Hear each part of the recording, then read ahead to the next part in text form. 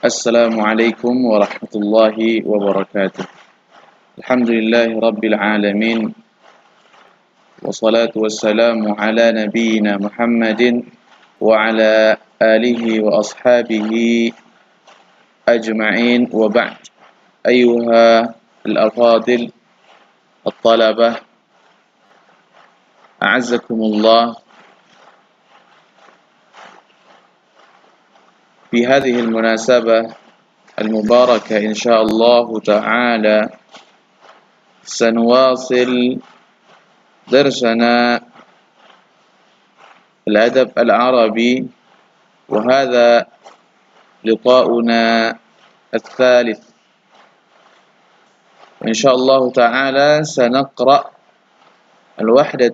الوحدة الثالثة بعنوان الوصايا من وصية ذي الإصبع العدواني لابن أسيد.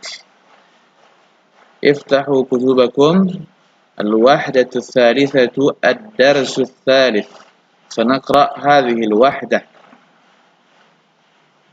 Santri-santri Ustaz sekalian, ananda yang semoga senantiasa dirahmati Allah Subhanahu wa taala. Di pertemuan ketiga ini insyaallah kita akan membahas al-wasaya. Yang mana wasaya adalah merupakan bagian daripada nazar. Sebagaimana yang telah kita pelajari pada pertemuan sebelumnya berkenaan dengan anwa'u al-adab. Minha an-nazar والشعر. والنثر له أنواع منها الوصايا. Wasiat artinya adalah wasiat. Kita baca buku kita halaman 24. Halaman 24. Min wasayati dzil isba' al-adwani libnihi Usaid. Di antara wasiat Dzil Isba' ini adalah julukan untuk seseorang. Nanti kita bahas siapa orangnya. Nama panggilannya adalah Dzil Isba', dijuluki dengan Dzil Isba', yang memiliki isba', jari. Al-Adwani, dari kabilah Adwan. Libnihi Usaid, untuk anaknya Usaid. Kemudian al-kalimatul jadidah, kosakata baru, antum silahkan baca dan antum bisa cari di kamus apa saja maknanya. Ini adalah kosakata yang ada di pembahasan saat ini. Insyaallah nanti kita akan ketemu satu persatu. Yang pertama at-taqdim, muqaddimah, pembukaan. Indama ahassa dzul isba' al-adwani bil mauti da'a ibnahu Usaidan. Ketika Dzul Isba' al-Adwani ahassa, merasakan, bil mauti, merasa bahwasanya dia mau mati. Da'a ibnahu, dia memanggil anaknya Usaid. Wa nasahahu bi ba'din nasaih, dan dia menasihatinya dengan beberapa nasihat. Allati tuhaqqiq lahu makanatan 'aliyatan bainan nas, yang mana nasihat tersebut akan memberikan kepadanya makanah, akan mewujudkan untuknya makanatun aliyah, kedudukan yang tinggi bainan nas, di antara manusia. Wa taj'aluhu fadilan kariman mahbuban min qaumihi sayyidan fihim, dan nasihat tersebut akan menjadikannya fadilan, utama, kariman, terhormat, mahbuban, dicintai, min qaumihi, dari kaumnya. Jadi nasihat tersebut apabila dijalankan oleh anaknya Usaid, maka anaknya tersebut akan menjadi utama di kaumnya, akan menjadi mulia, akan menjadi terhormat dan dicintai di kaumnya. Sayyidan fihim, dan akan menjadi pemuka di antara kaumnya. Faqala, maka Dzul Isba' al-Adwani berkata, inilah nasnya. Kita lihat. Alin janibaka liqaumika yuhibbuka. Alin fi'lul amri, perintah. Berbuat lembutlah, berlemah lembutlah. Janibaka, kepada orang-orang yang ada di sekitarmu. Di qaumika, di antara kaummu, yuhibbuka, maka mereka akan mencintaimu. Ini nasihat pertama dari Dzul Isba' Al-Adwani kepada anaknya Usaid, agar dia berbuat lemah lembut, tidak kasar, tidak keras kepada orang-orang yang ada di sekitarnya. Dia nasihati anaknya untuk senantiasa berbuat lembut kepada orang-orang yang di sekitarnya. Yuhibbuka, maka mereka akan mencintaimu. Wa tawadha' lahum yarfa'uka. Kemudian kita temukan fi'il amr lagi, tawadha'. Artinya apa? Tawadhu', rendah diri. Merendahlah kamu di mereka, di hadapan mereka, bagi mereka, bagi kaummu. Yarfa'uka, maka kaummu akan mengangkatmu.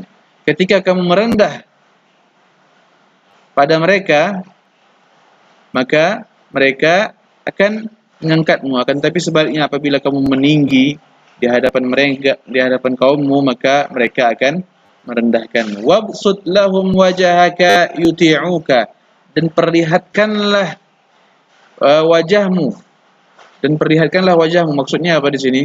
Dan nampakkanlah kesenangan, kegembiraan di wajahmu ketika bertemu dengan mereka. Yuti'uka, maka mereka akan mentaatimu. Wala tasta'thir 'alaihim bi syai'in yusawwiduka, dan janganlah kamu, di sini fi'il mudhari' bertemu dengan lamun nahi. Yang pertama adalah perintah, fi'il amr, yang kedua adalah larangan, nahi. Wala tasta'thir 'alaihim bi syai'in yusawwiduka, dan janganlah kamu egois, mementingkan diri sendiri, mendahulukan kepentingan diri sendiri terhadap kepentingan orang lain. Janganlah kamu mementingkan atau mendahulukan kepentingan dirimu sendiri di atas kepentingan mereka. Yusawwiduka, kalau kamu tidak egois, maka mereka akan mengangkatmu menjadi pemuka mereka. Kamu akan menjadi sayyid, menjadi pemuka, apabila kamu mendahulukan kepentingan kaummu di atas kepentinganmu sendiri. Wa akrim sigharahum, dan muliakanlah sigharahum, yang kecil di antara kaummu, kama tukrim kibarahum, sebagaimana kamu memuliakan, menghormati kibarahum, orang-orang besar di antara kaummu. Jadi di sini Dzul Isba' Al-Adwani memerintahkan kepada anaknya untuk menghormati yang kecil seperti menghormati yang besar, menghormati orang-orang kecil di antara kaumnya seperti dia menghormati orang-orang pembesar di antara kaumnya. Yukrimuka kibaruhum, maka pembesar-pembesar kaummu akan memuliakanmu, akan menghormatimu. Wa yakbur ala mawaddatika sigharuhum, dan akan tumbuh dewasa yang kecil di antara kaummu, ala mawaddatika, di atas kecintaan terhadapmu. Wasmah bimalika, dan dermawanlah dengan hartamu, jangan pelit.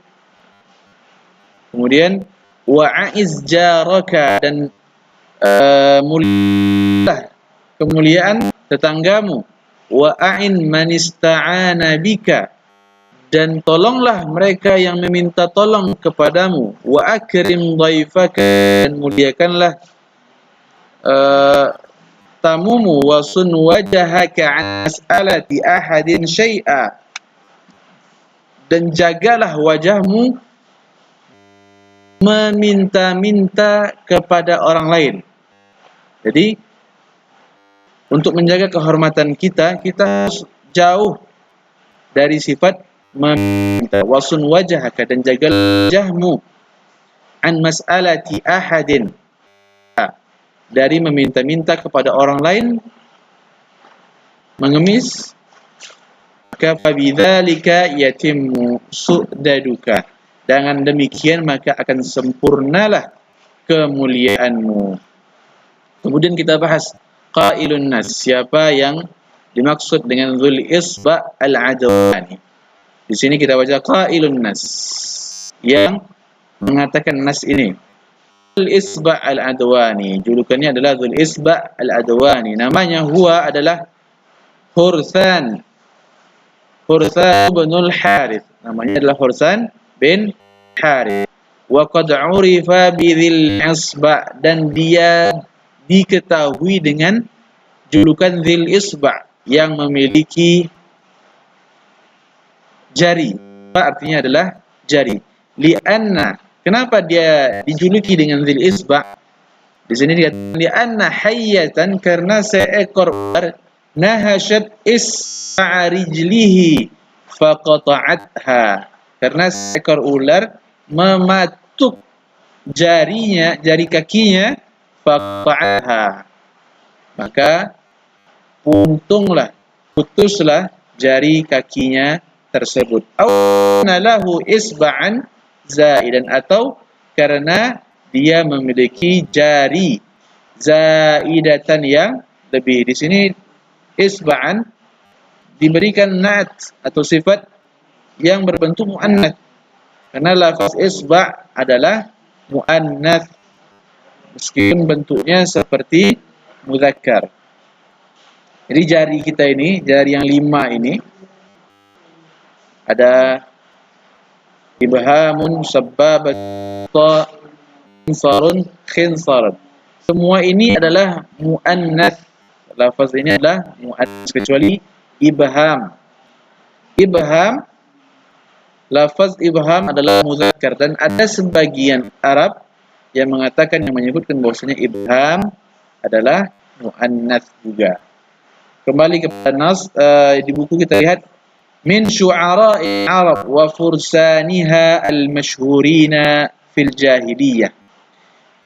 Dzul Isba' al-Adwani adalah di antara syu'ara'il Arab, para wa fursaniha, dan penunggang kuda Arab, masyhurin, yang terkenal fil jahiliyah, pada masa jahiliyah, al-fasahati wal hikmati wal ra'yi, dan dia dikenal juga sebagai orang yang memiliki fasahah, yang fasih lisannya, wal hikmah, dan memiliki hikmah, kebijaksanaan, wal ra'yi, dan pendapat yang bagus.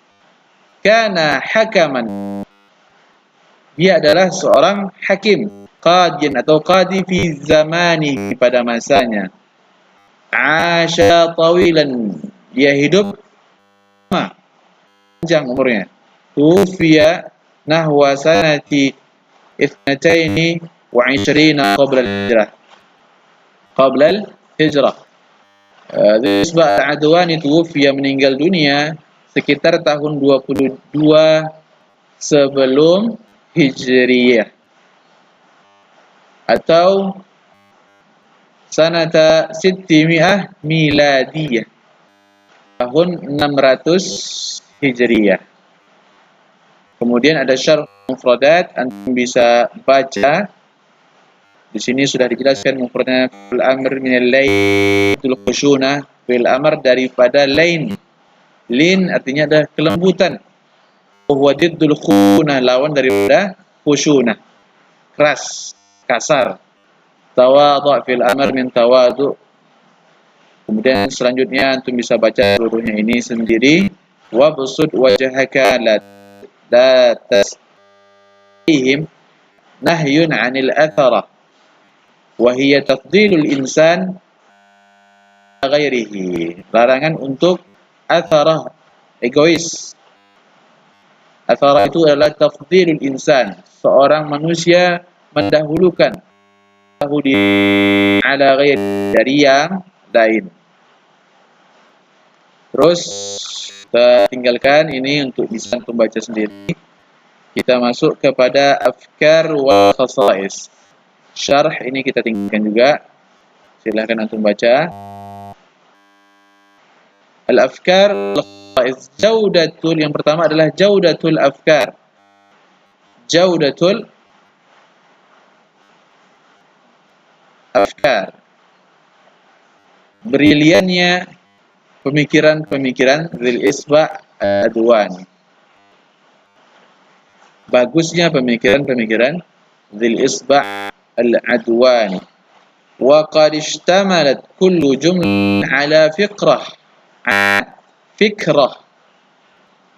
Karena setiap kalimat yang ada di dalam nasihat tadi, dalam wasiat tadi, meliputi sebuah pemikiran tuhaqqiq sahibihil khair wal makanah ar-rafi'ata fi qaumi, yang akan mewujudkan untuk orang yang memiliki pemikiran tersebut al-khair wal makanah ar-rafi'ah, dan kedudukan yang fi qaumihi, di kaumnya, seperti tawadhu, rendah, wal karam, mulia, wal musa'adah, dan menolong.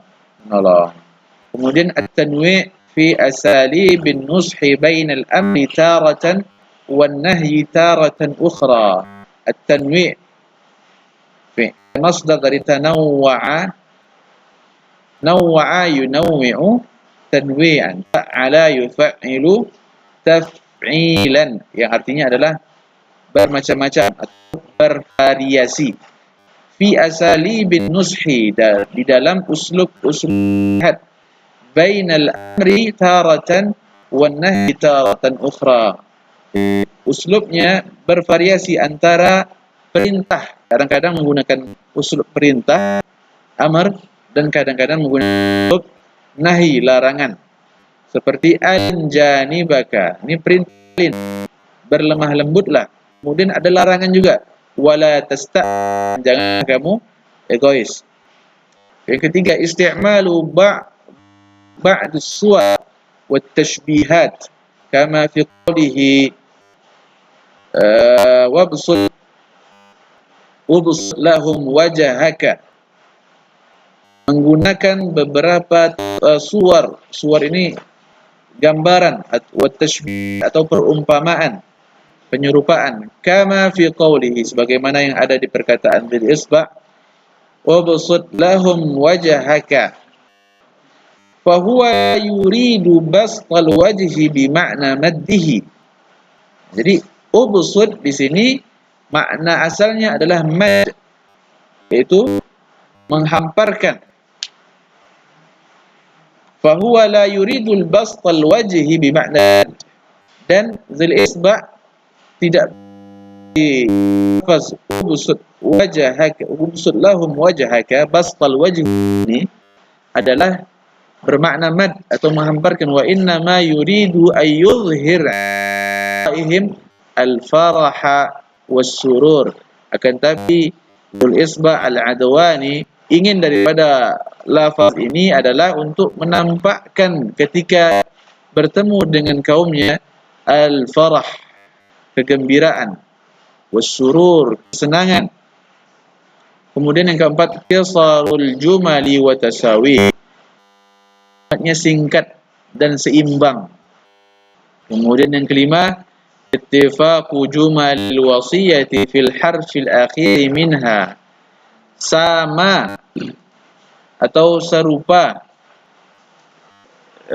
kalimat-kalimat yang ada di wasiat tadi fil harfil akhir, pada huruf terakhirnya, wa huwa ma yusamma bis saja, dan dia yang dinamakan dengan saja. Yang keenam, da'wah ila tamassuki bil akhlaqi wal 'adati al karimati ka ikramid dhaif, nushat wa nusratil jari wa ghairi dzalik. Ad-da'wah, ajakan untuk berpegang teguh, bil akhlaqi, dengan akhlak, wal 'adati, dan kebiasaan al-karimah, yang mulia, seperti ikramid dhaif, memuliakan tamu, wa nusratil jar, menolong tetangga, wa ghairi dzalik, dan lain sebagainya. Sekian pembahasan kita pada hari ini. Wassallallahu ala nabiyyina Muhammadin wa ala alihi wa ashabihi ajma'in. Kalau ada pertanyaan silahkan disampaikan melalui kolom komentar di video nanti, dan Ustaz insyaallah subhanahu wa ta'ala akan berusaha untuk menjawabnya. Hadza Wassalamualaikum warahmatullahi wabarakatuh.